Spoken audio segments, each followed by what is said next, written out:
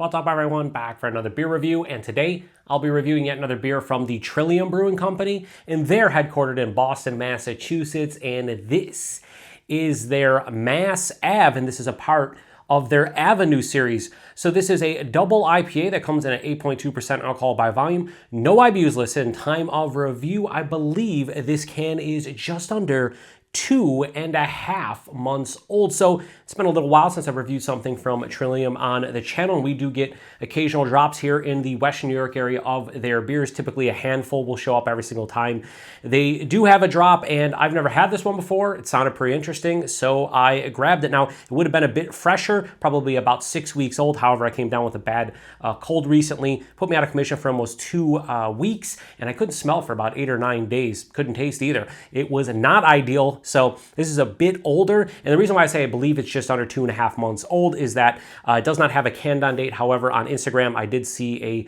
post towards the end of February talking about the release of this one, and I'm reviewing this one in early May, so we'll just say just under 2.5 months old. Could be a little bit fresher than that. So this one is brewed with Mosaic and CTZ. Gets they say a generous dry hopping of Mosaic. And yeah, sounds pretty good. They have a big spiel on their website. I'll post it in the description box, but they just kind of talk about, the Avenue series and tasting notes and stuff.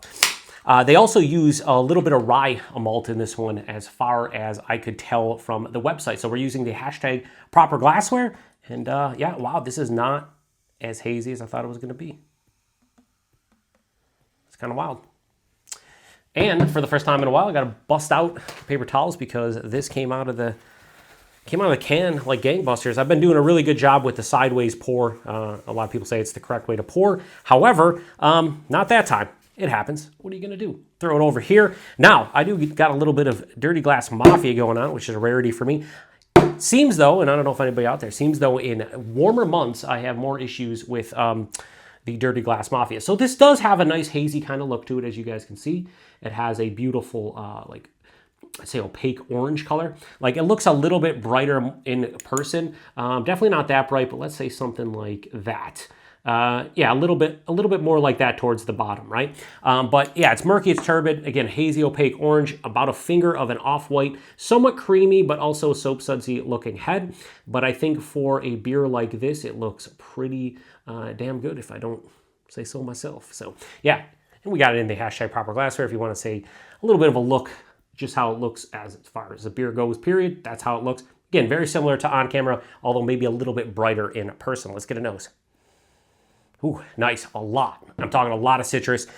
Juicy, fresh squeezed orange juice. Nice, sweeter ruby red kind of grapefruit quality. Peach gummy rings. Has a candied peach kind of aroma. I don't know if you'll hear that on my mic, but whatever was going by, that was loud. Touch of a pineapple, like a Dole Crush pineapple. Has nice, like a fleshy, and I've said that before, like a fleshy, creamy fruit. So your mangoes, your papayas, your honeydew melons, your cantaloupes. It's kind of in that realm, but I'd say it has more of an aroma of like a stone fruit. So like a mango, a peach, apricot. There's a little bit of like this slight resinous pine, floral, kind of maybe a touch of dank quality as well. Doesn't smell like 8.2%. Smells pretty good. Does it smell amazing? No. This is one of those beers, at least in the aroma, that I've smelled something like this many, many times before. It's just as far as the aroma goes, it just smells like a well-made, hazy double IPA. Nothing more, nothing less. Let's get into it. Cheers, everyone.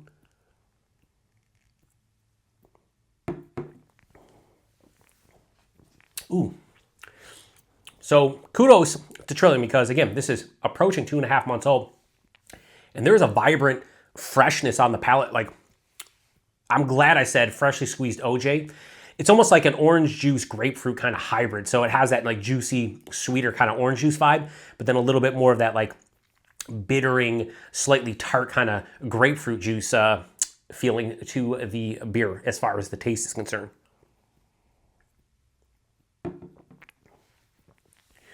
Buying this is like higher side of medium.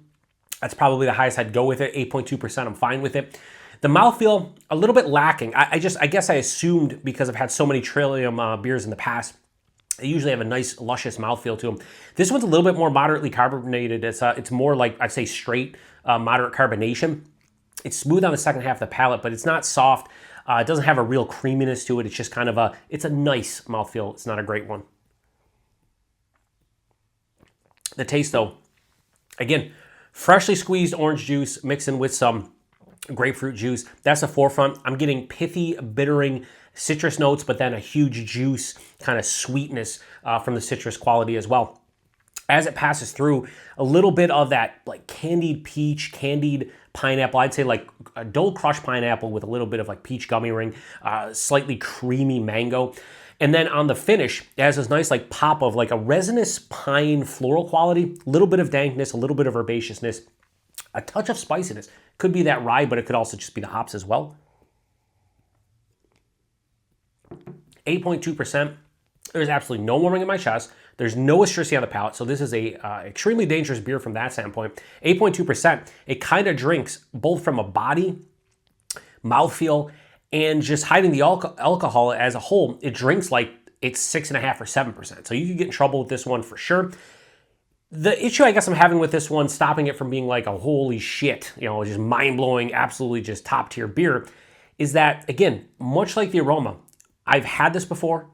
I've had this before in numerous other beers, and what I mean by that is this is a very familiar taste, and it reminds me of a lot of hazy double IPAs from like the mid to late 2010s, that it was like, oh, freshly squeezed orange juice and grapefruit, and then you had a little bit of stone fruit and not super bitter. This finish is more dry than bitter. It has like I'd say a firmly dry finish with a mild to moderate bitterness, which again, a lot of hazies and beers in this nature, you're talking about like New England IPAs, New England double IPAs, they're not all that bitter most of the time. So stylistically, probably correct. For me, I want a little bit more bitterness.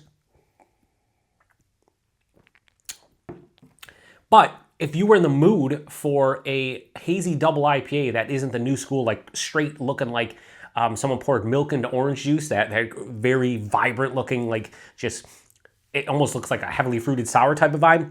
If you're looking for something from the mid to late 2010s, back in the day where Alchemist and Hill Farmstead and Trillium and Treehouse were brewing beers and they weren't insanely opaque and over the top with the haziness, then I think you would like this one. I like it. I think this is really nice. It's actually quite tasty.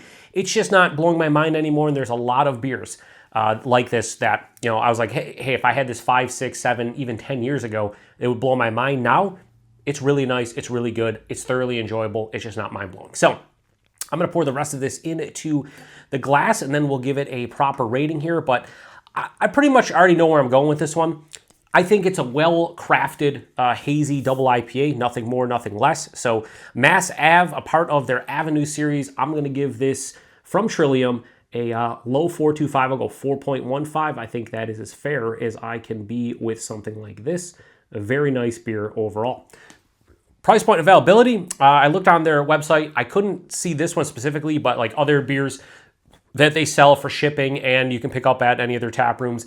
8.2% double IPA, non-double dry hop, typically $20 to $22 a 4-pack. I think I paid $6 locally here for that. Trillium's almost a little bit too pricey, I think, when it reaches distro. Some of their beers can be $7, $8, which is crazy. But for $6 and $20 to $22 a 4-pack, it's fine.